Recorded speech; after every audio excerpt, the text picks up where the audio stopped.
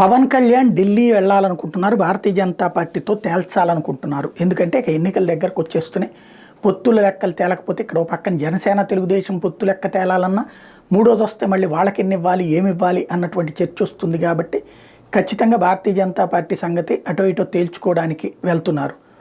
ముందు భారతీయ జనతా పార్టీ రాష్ట్ర నాయకత్వం అర్జెంటుగా కేంద్ర పెద్దలతో మాట్లాడాలి. ఎందుకంటే వాళ్ళేమో ఆ బీహార్ పనులు లేకపోతే ఆ మహారాష్ట్ర పనులు ఇంకో పక్కన దేశవ్యాప్తంగా సభలు ఈ హడావిళ్లలో ఉన్నారు. ఇప్పుడు పవన్ కళ్యాణ్ గారు వెళ్ళగానే ముందు అపాయింట్మెంట్ ఇప్పించేసి అటో ఇటో ఇవ్వడమా పొత్తుగా కలుసుకోవడమా లేకపోవడం అన్నటువంటి తేల్చి చెప్పేయడం బెటర్.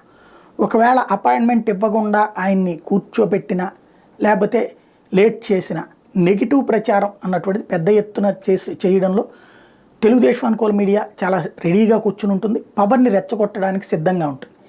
అది చాలా మైనస్ అవుతుంది. ఎందుకు అంటే మనం తేల్చి చెప్పడంలో తప్పేం లేదు. పొత్తు మాకు వద్దు అనుకుంటున్నాం లేదా ఉంటుందనుకుంటాం మాకు ఇది కావాలని చెప్పడంలో తప్పలేదు. కానీ వేచి చూసి అవమానించారు అనేటువంటి ఫీలింగ్ క్రియేట్ చేస్తారు చూడండి, అది చాలా ప్రమాదకరం అవుతుంది. తెలుగుదేశం రాష్ట్ర నాయకత్వం వాళ్ళు కొంచెం జాగ్రత్తగా చూసుకోవడం బెటర్.